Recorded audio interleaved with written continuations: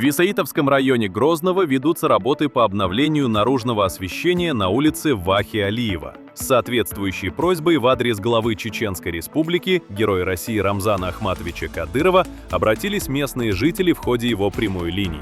Всего в рамках благоустройства улицы будет установлено 810 современных светильников. На сегодняшний день специалисты смонтировали 400 единиц. Полностью завершить весь объем работ планируется до конца следующей недели. Вместо старого оборудования устанавливаются современные энергосберегающие светильники. Обновление системы наружного освещения позволит создать для горожан более комфортные и безопасные условия.